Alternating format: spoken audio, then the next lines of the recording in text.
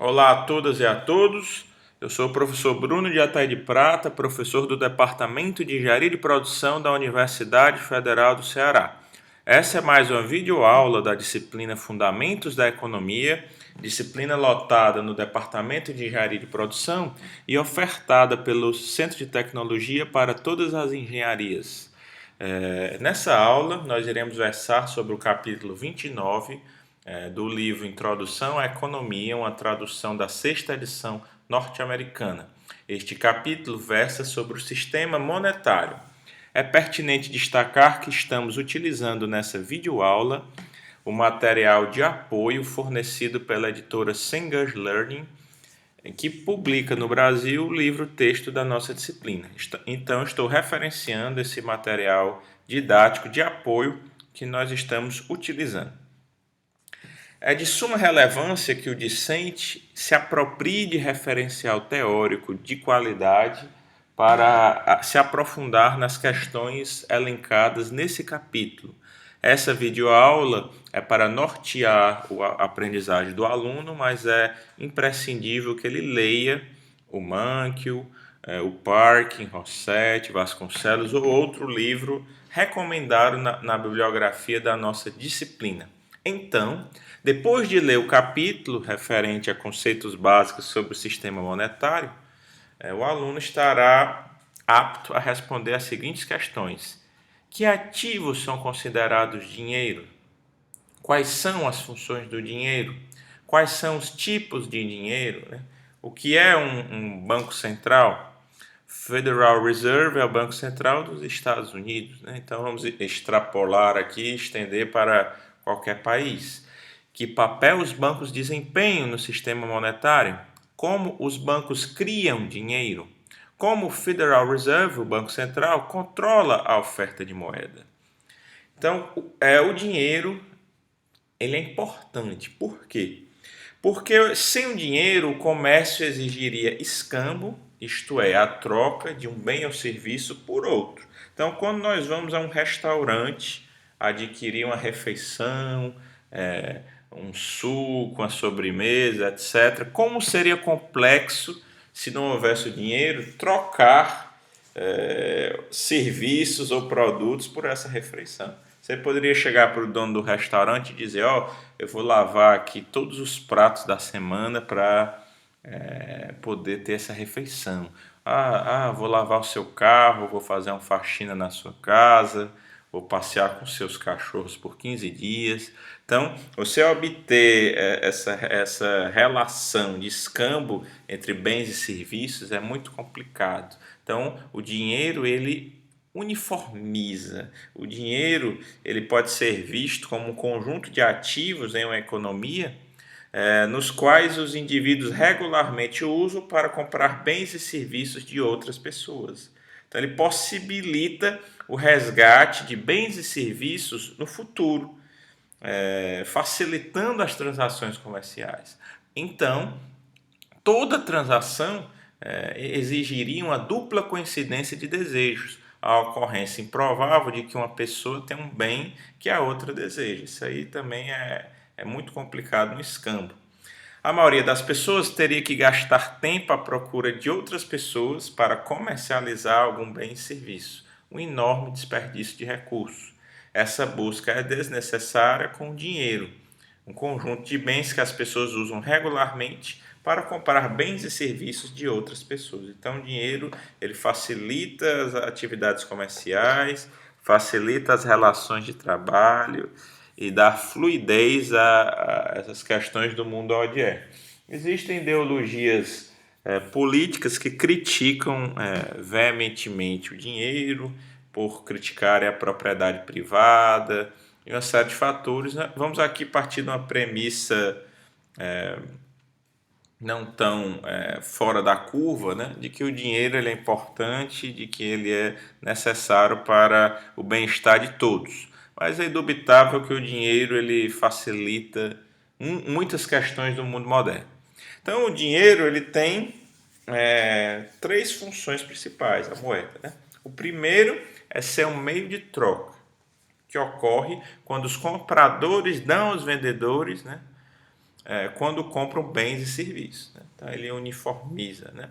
A unidade de conta, que é um padrão de medida que as pessoas usam para anunciar preços e registrar débitos. Então, assim como seria complicado nós procurarmos na sociedade pessoas com os mesmos interesses de serviços para praticar o escambo, a uniformização de preços, a uniformização de débitos é uma questão fundamental que o dinheiro permite, ele uniformiza, né? E o dinheiro, a moeda, constitui uma reserva de valor. É algo que as pessoas podem usar para transferir poder de compra do presente para o futuro, né? Então, nós temos alguns tipos de moeda. Nós temos a moeda mercadoria. Assume a forma de uma mercadoria com valor intrínseco. Por exemplo, nós temos moedas de ouro e cigarros em campos de prisioneiros de guerra. Então, os cigarros em campos de prisioneiros de guerra ou até mesmo em presídios são considerados moedas de troca, né? As pessoas, os presidiários, os detentos, desejam fumar e essa commodity, essa mercadoria padrão, é utilizada nas relações comerciais. O ouro ele é muito importante para a economia. No século XIX, principalmente, ele aflorou o chamado padrão ouro, que ocorreria uma situação na qual o valor da moeda nacional seria definido legalmente como uma quantidade fixa de ouro. Então haveria um lastro de moeda e a riqueza não cresceria deliberadamente. Entretanto, esse padrão ouro foi abandonado nos Estados Unidos, em grande parte aí dos países. Não saberei informar se ainda existe alguma nação que o adote na atual conjuntura. Após a crise de 29, pois ele foi apontado como um dos responsáveis por esse problema. Algumas escolas do pensamento neoclássico, como por exemplo a escola austríaca do pensamento econômico, elas defendem o regresso do padrão ouro por acreditar que o monetarismo, que é outra corrente de pensamento neoclássico, ele acarreta em grandes problemas para a sociedade em geral, pois nós vamos ver aqui os bancos eles podem criar dinheiro do nada e isso não corresponde à riqueza. Então, o padrão ouro iria evitar muitas crises financeiras que têm ocorrido no capitalismo moderno. Entretanto, os críticos do padrão ouro eles afirmam que, ao limitar o crescimento da economia ao lastro em ouro, nós estamos impedindo esse crescimento. Iríamos limitar o crescimento econômico. Outra situação que nós temos é a moeda de curso forçado. É uma moeda sem valor intrínseco que é utilizada como moeda por decreto.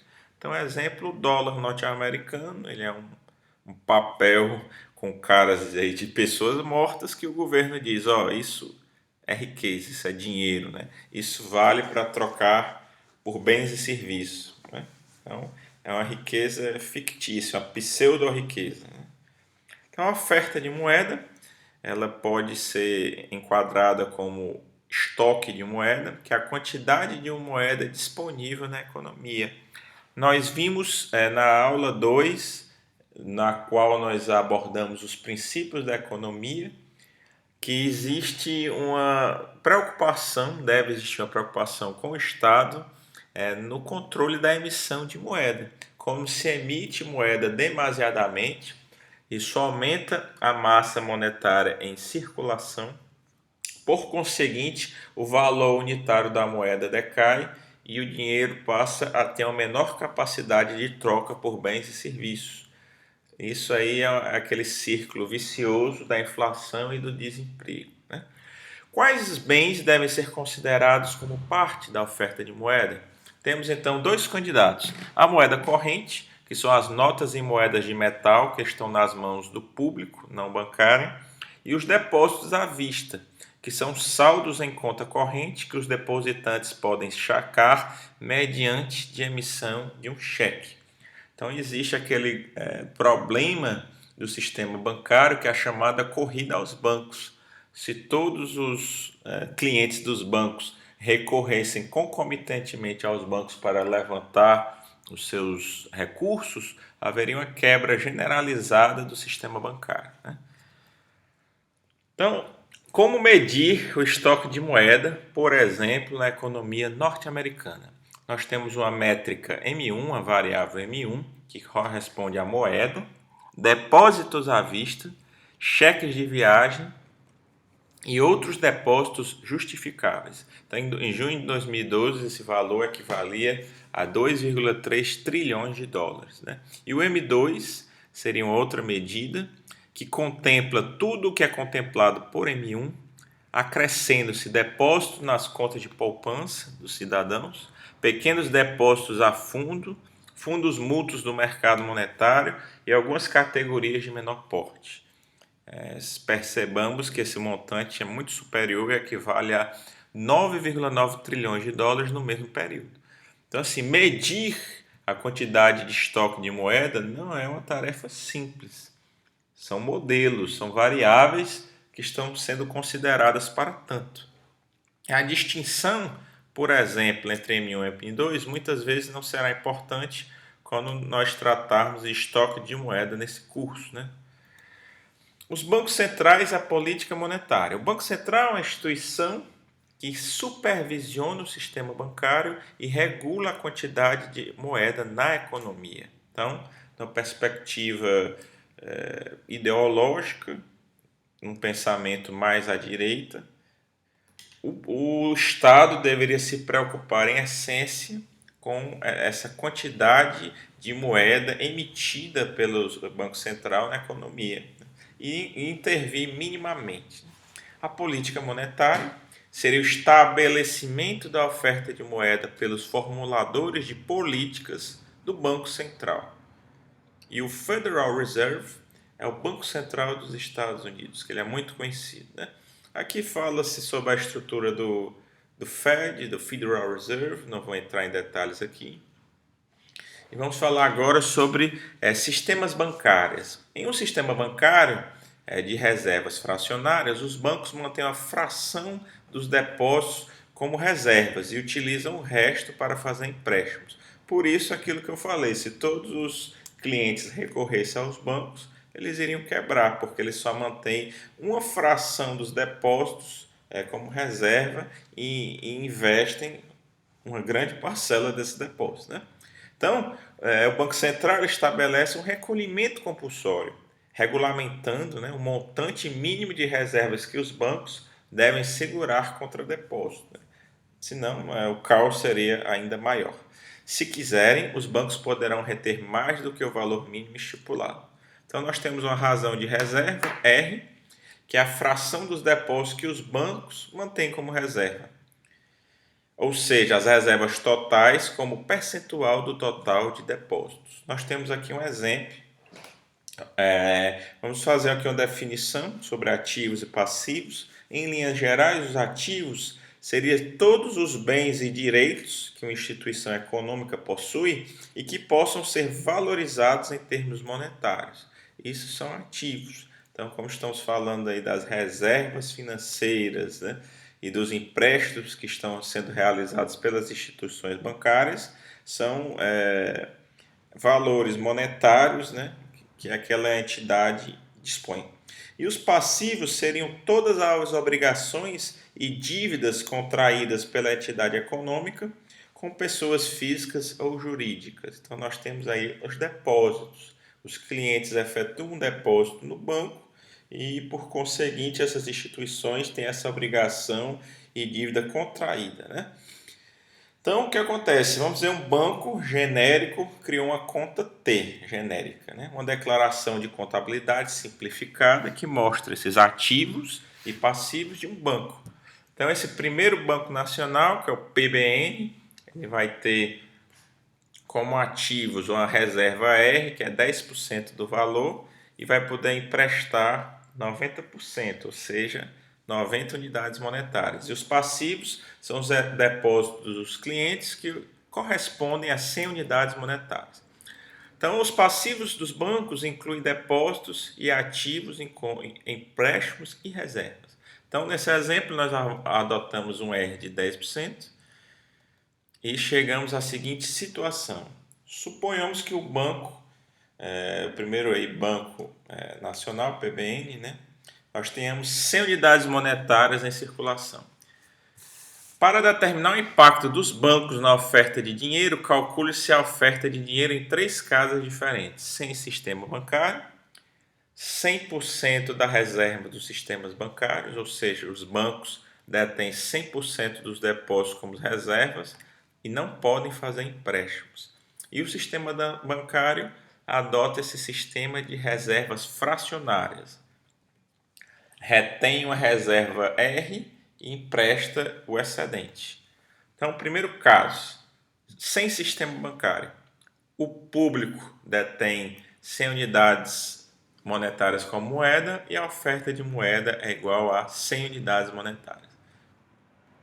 Caso 2, 100% da reserva para o sistema bancário. Então, nós temos o nosso famoso banco, aí, o PBN, ele detém 100% do valor, então a razão R é igual a zero.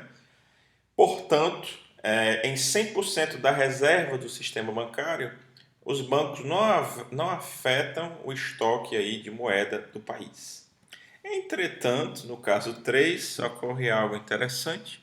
Nós temos uma razão, por exemplo, de 10%, e o nosso querido PBN empresta tudo menos a reserva fixada aí pelo governo, que é de 10%. Então ele vai ficar com a reserva de 10%, vai emprestar 90% para interessados e tem os depósitos aí de 100, né? Então, os depositantes têm 100 unidades em depósitos e os mutuários que vão contrair empréstimos podem adquirir 90 unidades monetárias em moeda. Então, a oferta vai ser C mais D, que seria 90 mais 100, que é 190. Então, criou-se aí, aflorou-se aí do nada 90 unidades monetárias que vão entrar em circulação, né? Então, por que a oferta de dinheiro repentinamente cresce? Quando os bancos efetuam empréstimos, eles estão criando dinheiro. Então, o mutuário, que é aquele que contrai o empréstimo, recebe 90 unidades monetárias, ou seja, um ativo contabilizado na oferta de dinheiro. E 90 unidades monetárias em novas dívidas, pois um passivo que não tem efeito compensatório sobre a oferta de dinheiro, né? Então, o sistema bancário de reservas fracionárias ele cria dinheiro, todavia não cria riqueza. Então, nesse caso aí, retomando o caso de reservas fracionárias, um mutuário deposita 90 unidades monetárias no segundo Banco Nacional, tá certo?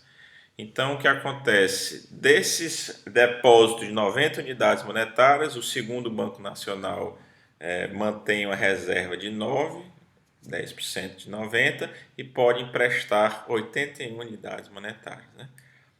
Certo? Foi o que nós explicamos aqui. E aí cria-se aí um terceiro Banco Nacional, em que vai pegar esses 81 de um determinado cliente que recebeu um empréstimo, deposita no terceiro banco, 10% de 81 é 8,10, ele vai emprestar 72,90, né? Então vocês estão vendo aí a ciranda, né? Então o processo continua e dinheiro é criado a cada novo empréstimo, né? Totalizando aí uma oferta de moeda de 1.000 unidades monetárias. Então nesse exemplo, considerando 100 unidades monetárias, consubstanciarem 1.000 unidades monetárias de moeda, né? Ou seja, esse sistema financeiro ele é um pouco estranho, né? As instituições bancárias criam dinheiro do nada, a quantidade de moeda em circulação aumenta abruptamente e a população que desconhece completamente essa lógica adentra nessa ciranda que, a meu ver, é um pouco insana, né? Então nós temos aí o multiplicador de moeda, a quantidade de moeda que o sistema bancário gera com cada dólar de suas reservas. Então o multiplicador da moeda é igual a 1 sobre a a fração. Nosso exemplo é 10%, o multiplicador de moeda é 1 sobre 10%, que é igual a 10. Então, 100 unidades monetárias criam 1.000 unidades monetárias de dinheiro, pois utilizamos uma reserva de 10%. Outros valores menores, né, vão levar, outros valores menores de R vão levar a quantidades monetárias ainda maiores, né? Então, a aprendizagem é efetiva.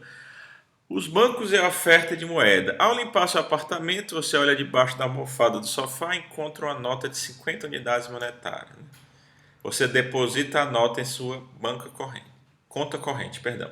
Admitindo que o Banco Central adota a razão de reserva de 20% dos depósitos, que valor máximo a oferta de moeda pode oferecer? Que valor mínimo a oferta de moeda pode oferecer, né? Então, nesse quesito, utilizando o efeito multiplicador monetário, 1 sobre R é igual a 5, né? Pois R é igual a 20%. Então, o aumento máximo possível dos depósitos é igual a 5, que é esse efeito multiplicador vezes o valor, que é 50 unidades monetárias, consubstanciando 250 unidades monetárias.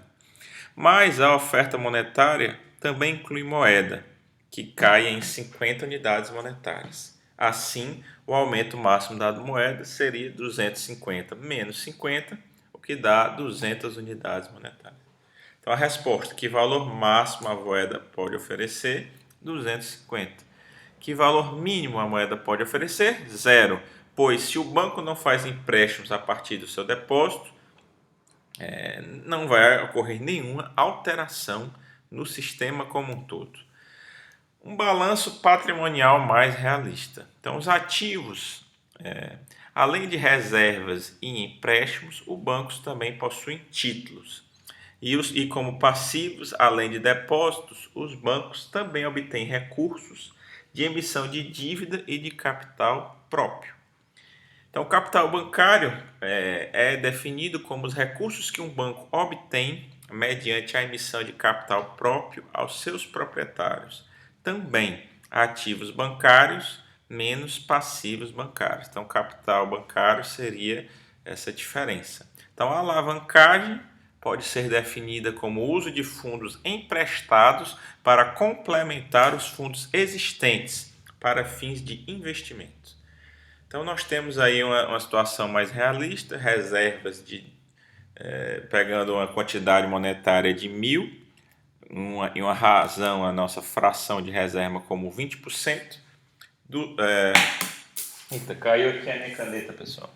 Nós temos aí reservas de 200 unidades monetárias, empréstimos de 100 e títulos empréstimos de 700 e títulos de 100. Então, esse grau de alavancagem seria a razão dos ativos para o capital bancário. Então, o grau de alavancagem seria 1.000 dividido por 50,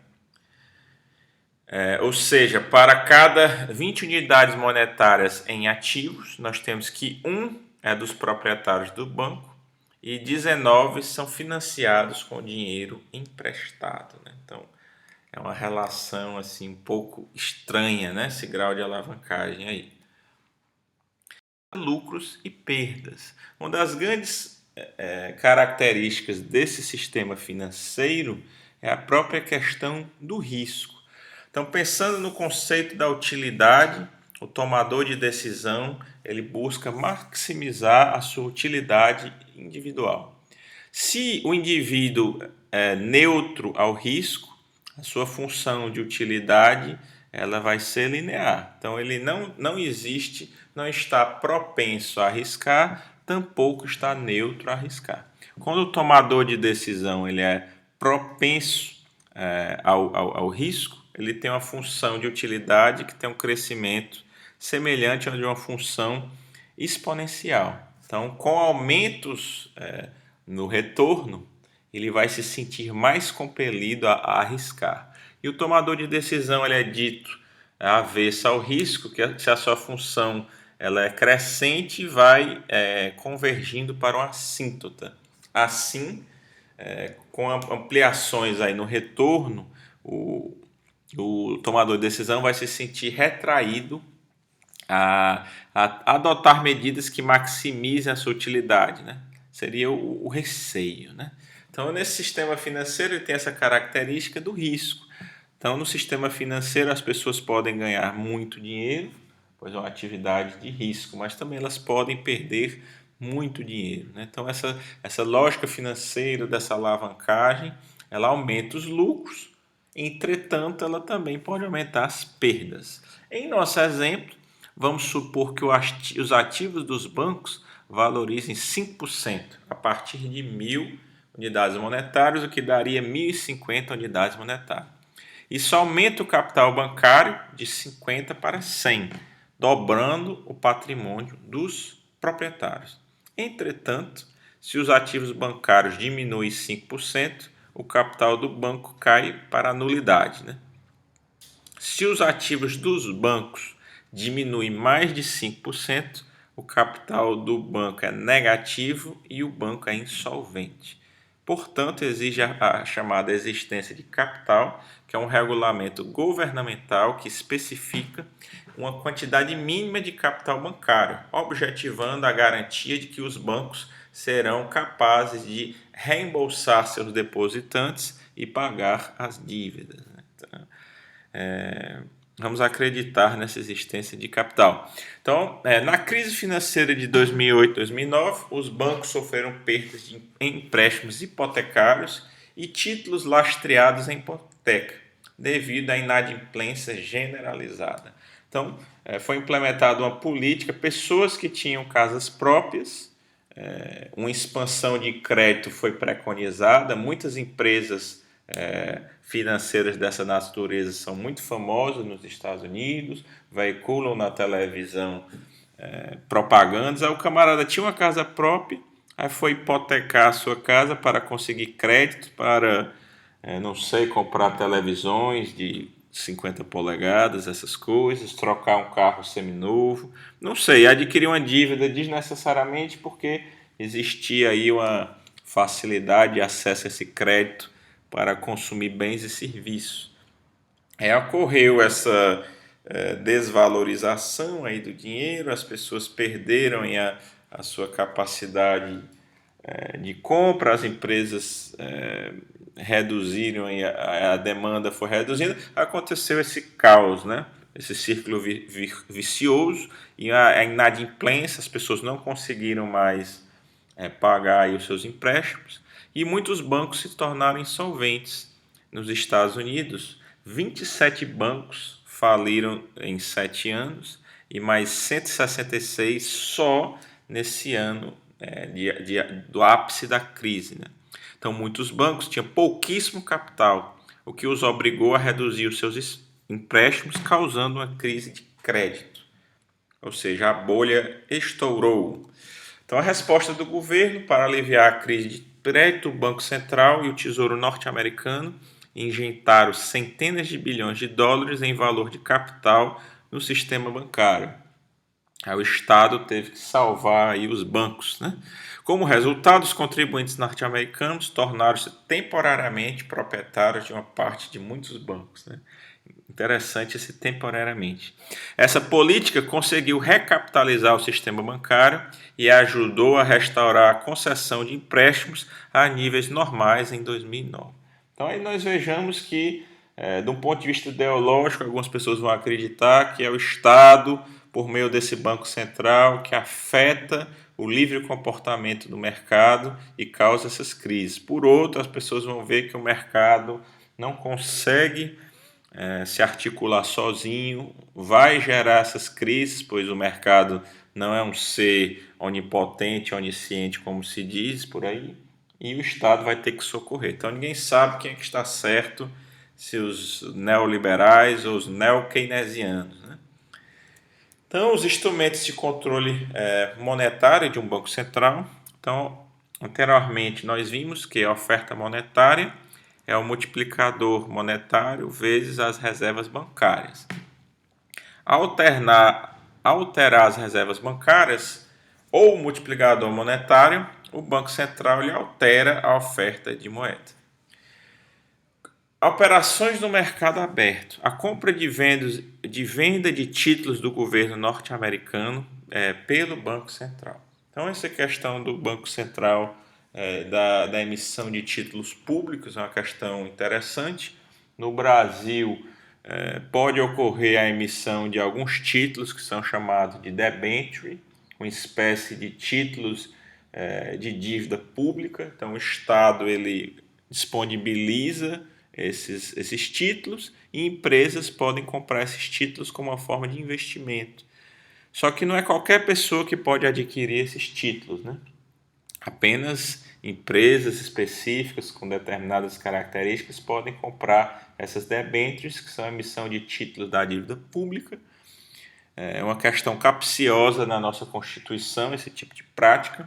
Algumas pessoas defendem que isso é ilegal. Aí o que acontece? O Estado toma esses empréstimos com taxas que não são atrativas e você está praticamente pegando dinheiro público e essas empresas estão assim ganhando descaradamente o dinheiro público. Ao invés do Estado, ao emitir essas dívidas, se capitalizar para fazer investimentos, ele está tendo prejuízo com essa prática desses títulos públicos. Então, no Brasil, a dívida interna do Brasil ela é uma dívida ilegítima e hedionda, porque grande parte dela é baseada nesse mecanismo ilícito e imoral de emissão de títulos de dívida pública que não traz nenhum benefício para o povo brasileiro. Ou seja, é uma rapinagem. Então, a dívida pública interna do Brasil tem crescido sistematicamente. E eu estou aqui em junho de 2018, tem um projeto de lei chamado PLS 204. Esse PLS 204 visa legitimar esse esquema imoral e ilegal de geração de dívida pública. Então, a dívida pública no Brasil, em 2015, correspondia a 44% do PIB.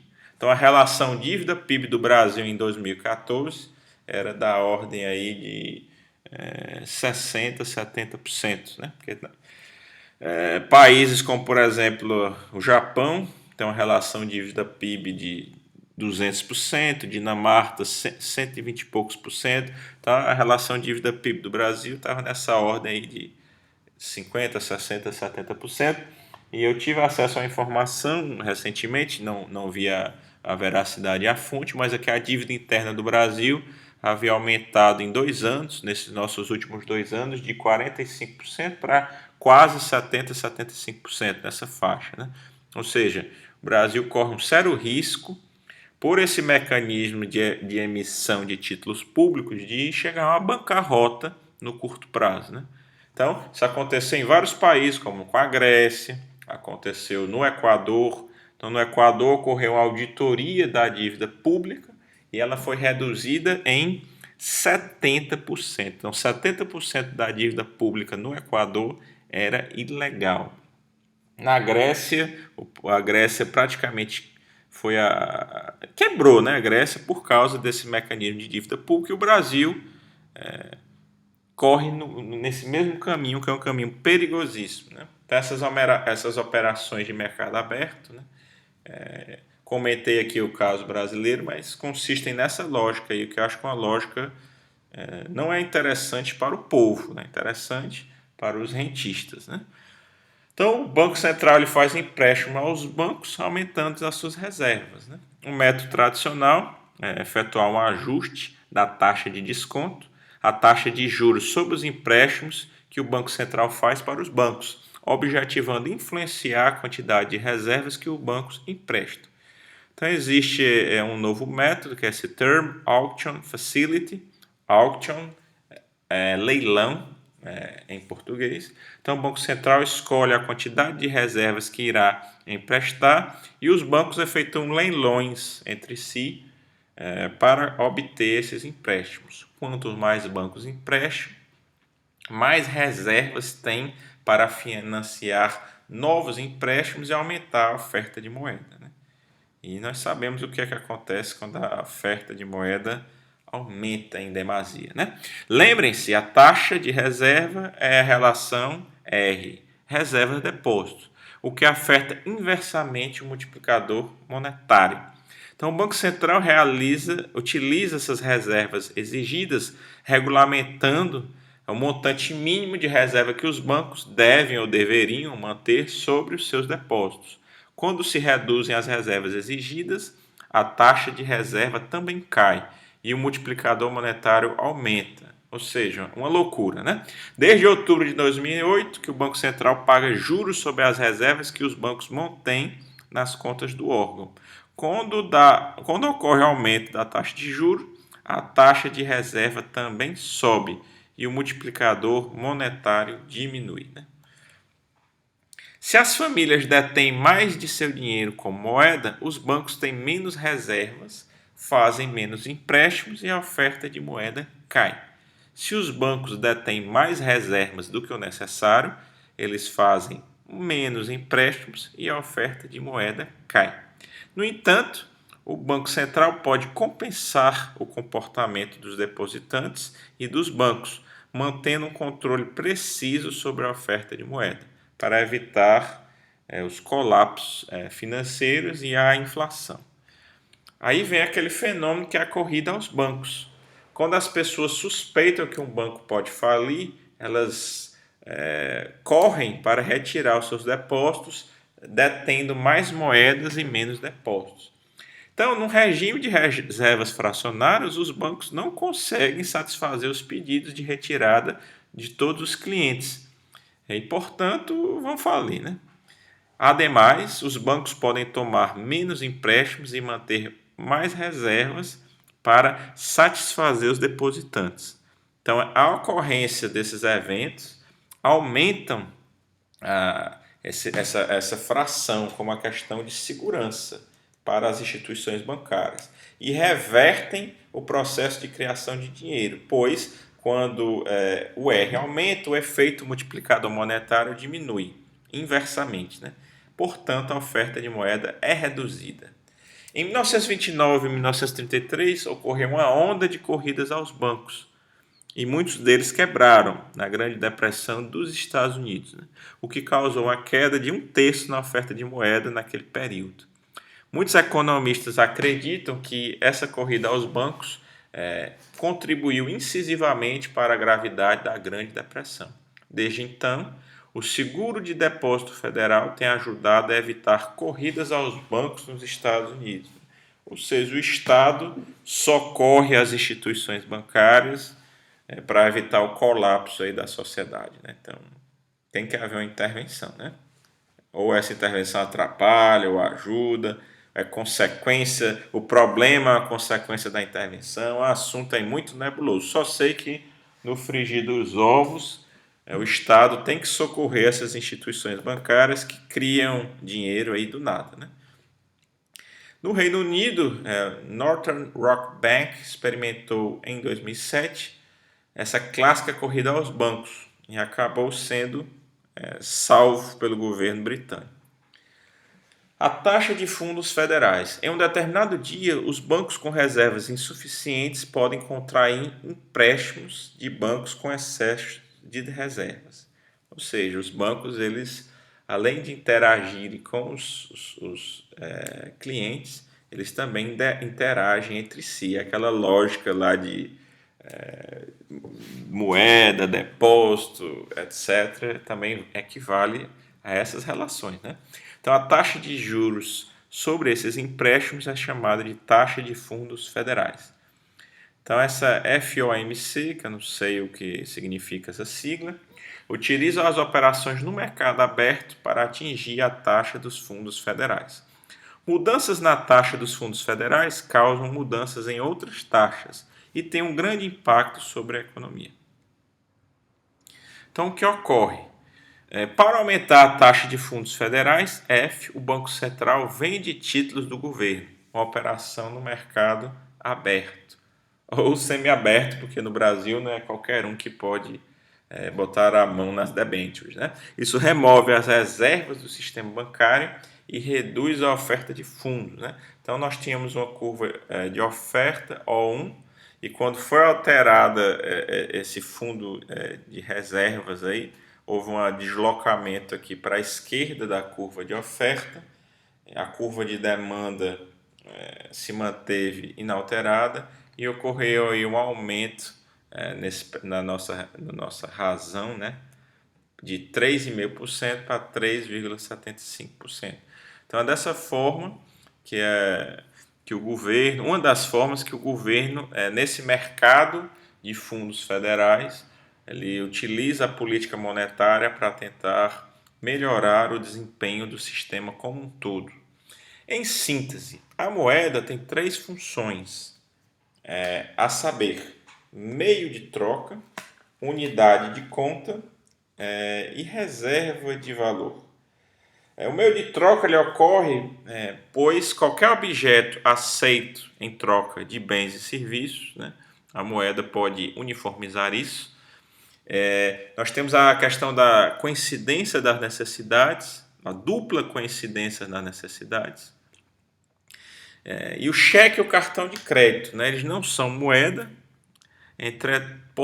portanto, não efetua o pagamento final. Então, quando nós passamos o cartão de crédito, ocorre uma autorização na instituição, no banco comercial, que ele recebe esses depósitos e concede esses empréstimos, e essa transação ocorre no nível do banco. Então, o cartão de crédito ele só operacionaliza uma transação comercial, mas ele não consiste em moeda, certo? Essa questão da unidade de conta, que seria uma medida consensual para expressar o preço de bens e serviços. Ou seja, você uniformiza, o escambo ele se tornaria praticamente inviável em uma sociedade tão complexa, com infinidade de bens e serviços. E a questão da reserva de valor, que ela pode ser, o dinheiro ele pode ser guardado e trocado num momento futuro por bens e serviços. Existem dois tipos de moeda, a moeda mercadoria, que possui valor intrínseco, e a moeda de curso forçado, que vale por decreto e não consiste em riqueza propriamente dita. Os Estados Unidos utilizam a moeda de curso forçado, ou seja, a moeda aprovada por decreto, que inclui moeda de vários tipos de depósitos bancários.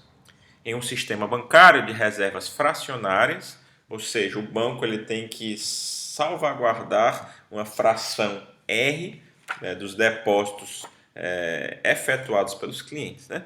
Os bancos criam dinheiro quando eles fazem empréstimos. Reservas bancárias têm um efeito multiplicador sobre a oferta de moeda. Nós vimos que é inversamente proporcional essa fração R. Porque os bancos estão altamente alavancados, uma pequena variação no valor dos ativos do banco provoca uma grande mudança no capital do banco. Para proteger os depositantes de insolvência bancária, os reguladores impõem requisitos mínimos de capital. O Banco Central utiliza mecanismos de regulação na sua política monetária no Estado norte-americano. Ele controla a oferta de moeda, notadamente por meio de operações de mercado aberto. A emissão de títulos de dívida pública do governo aumenta a oferta de moeda e a venda desses títulos reduz a oferta de moeda. Explicitei que em países periféricos, notadamente da América Latina, esse mecanismo consubstancia um nefasto mecanismo para as economias sul-americanas, principalmente. Grécia que o diga, um país europeu que sofreu o pão que o diabo amassou com esta emissão de geração de dívida pública. Nos últimos anos, o Banco Central estabeleceu políticas monetárias escolhendo um objetivo para a taxa dos fundos federais.